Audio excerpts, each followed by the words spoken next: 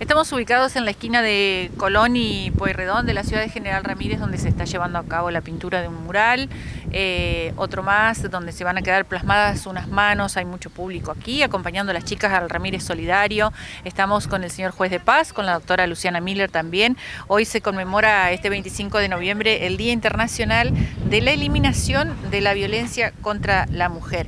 ¿Qué tema, no, Magri? Buenas tardes. ¿Cómo se dio a hacer esta actividad? Hola, buenas tardes. Gracias por estar. Bueno, siempre se hace alguna actividad por el Día de la Eliminación de la Violencia contra las Mujeres, ¿no? Bueno, la primera vez es que en realidad que hacemos algo acá en el barrio, pero siempre hay actividades a lo largo y ancho del país. Entonces, este año se nos ocurrió hacer un mural de la negra, porque el fin de este día, digamos, ¿no?, es visibilizar, problematizar y erradicar la violencia contra las mujeres. Exacto. Bueno, doctor, buenas tardes, nuestro juez de paz, y bueno, también ustedes replican un poco la ley Micaela acá en la ciudad de General Ramírez, esto que se ha dado, pero quizás hay gente que no se está viendo y que todavía aún no sabe de qué se trata la ley Micaela. Buenas tardes, ¿nos puede contar un poco? Buenas tardes. Bueno, en primer lugar, lo que es ley Micaela, digamos, es para todo lo que sea funcionarios, agentes y empleados de cualquier organismo público que ingrese o que ya que haya ingresado a trabajar, debe capacitarse en lo que es ley Micaela, que es toda la parte de capacitación en violencia, sobre todo, digamos, el tema de violencia laboral, que se ve muchísimo también en los organismos públicos. Entonces, bueno, eso es parte de la ley, que es obligatoria, una capacitación obligatoria que todos deben hacer. Bueno, de hecho, yo con Magri hice una diplomatura que estuvo a cargo de la UADER como replicadores de la ley Micaela. Y bueno, eso es parte de lo que hoy venimos a hacer como tarea comunitaria acá al barrio.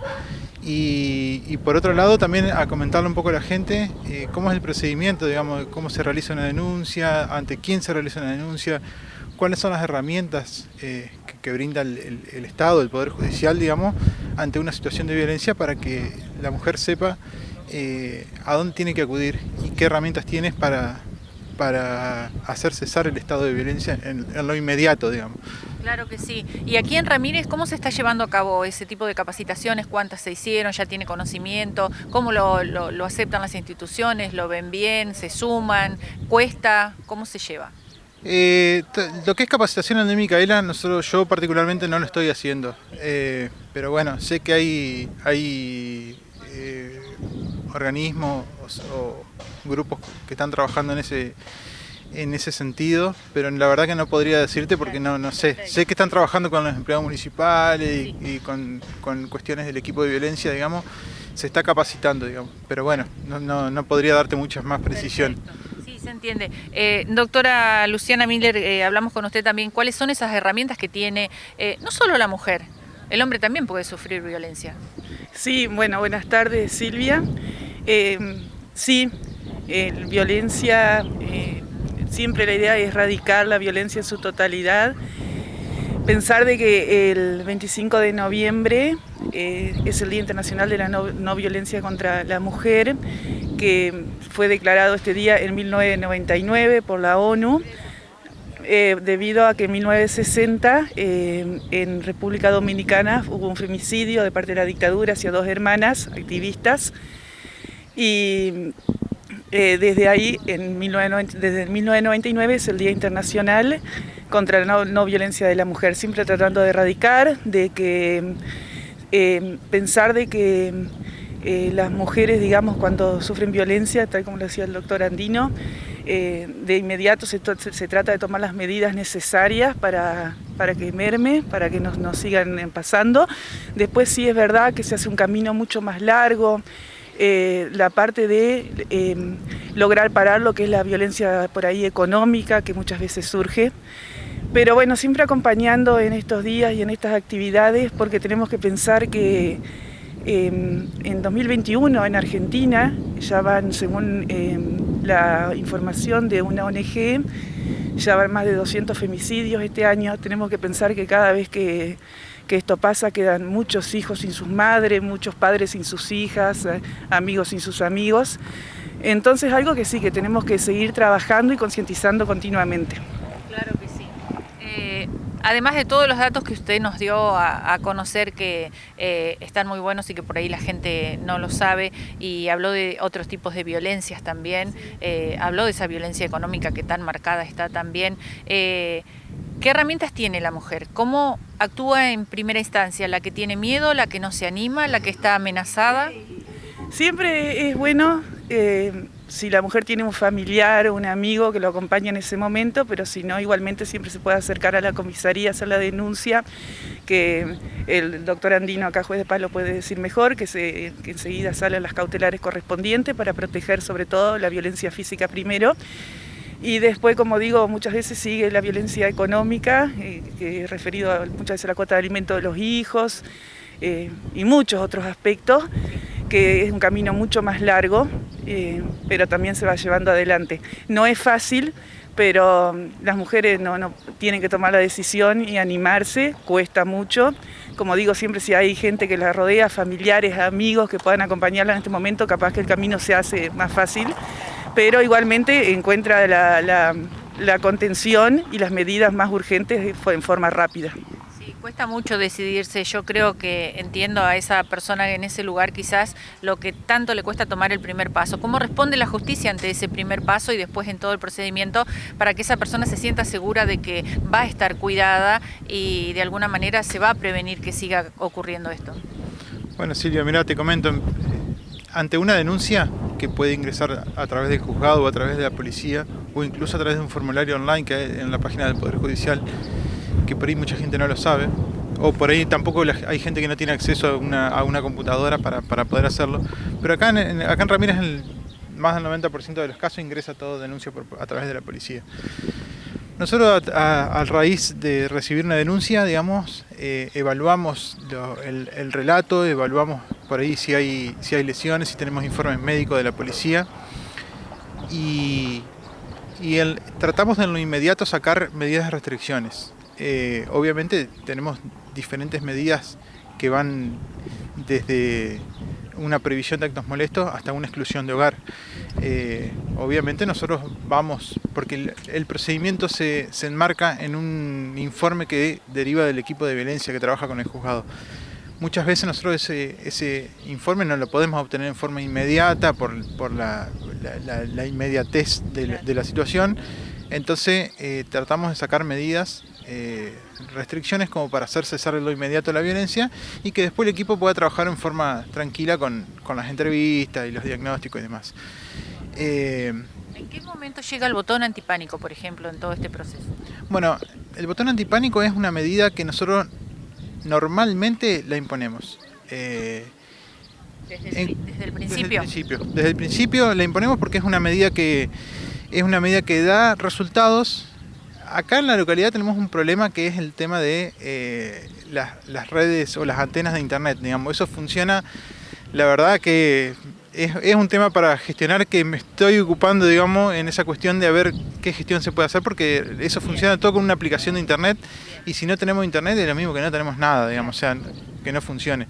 Pero bueno, es una medida que da resultados, que muchas veces se ha activado y en lo inmediato y me recuerdo 1 o 2 casos en donde activado el botón antipánico se encontró al denunciado en un lugar donde exacto, infringiendo las medidas judiciales y automáticamente se lo detuvo, o sea que da resultados, sí. Haciendo un balance en porcentajes más o menos, acá en la ciudad de General Ramírez, las denuncias por violencia, en este caso, ¿son más de mujeres? ¿Hay alguna de hombres también o no?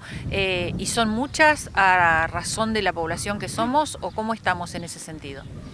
Mira, vos sabés que hoy en la mañana me tomé el trabajo de sacar una estadística más o menos, comparar lo que fue desde el 1 de enero de este año hasta el día de la fecha, y el 1 de enero del 2020 también al mismo periodo, y obviamente con el tema de pandemia cesó un poco las situaciones de violencia, por lo menos acá, en lo que se vio en términos estadísticos, pero tenemos alrededor de hoy trámites activos, más de 200 expedientes entre violencia familiar, violencia de género.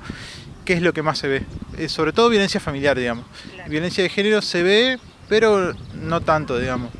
Y otras modalidades de violencia prácticamente no hay. Violencia callejera es muy poco, con algunas medidas de restricción, algunas audiencias que fijamos con los denunciados, hemos logrado solucionarlas.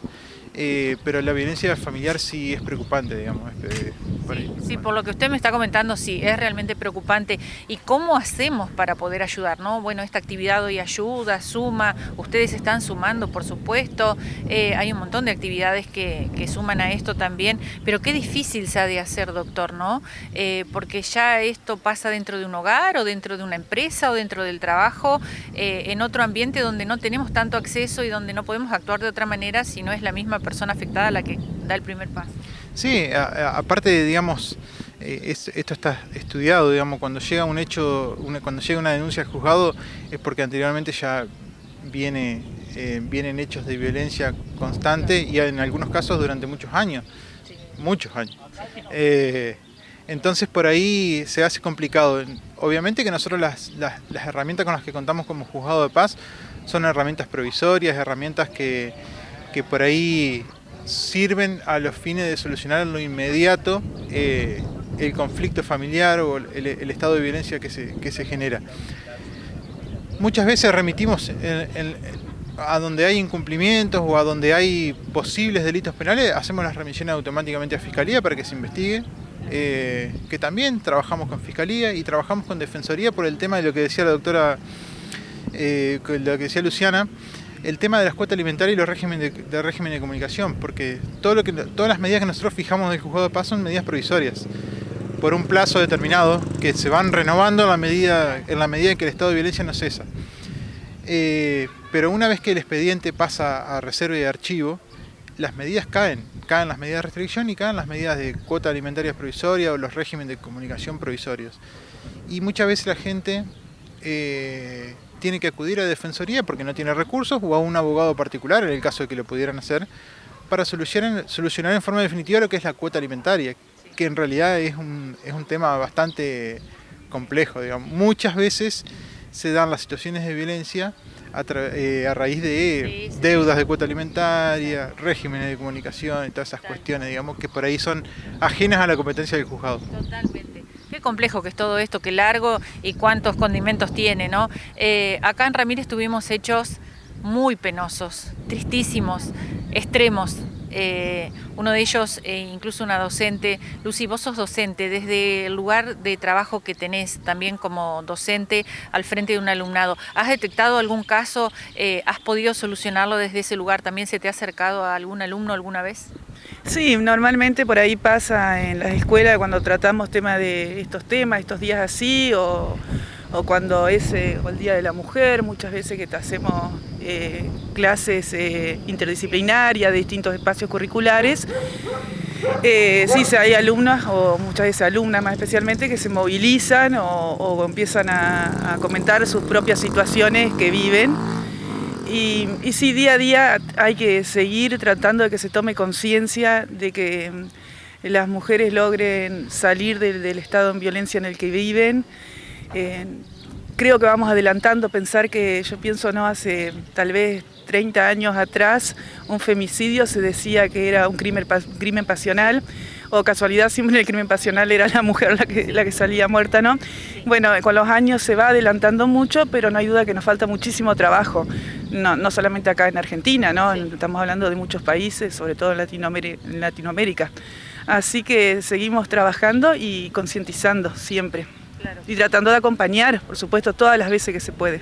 Y que no haya miedo, que las mujeres se acerquen, que pidan ayuda. Magri, ustedes desde su lugar, el papá de Micaela debe estar orgulloso de ustedes también, de la negra, como le decís vos, como le dicen todos acá en Ramírez, de que hayan hecho esta actividad.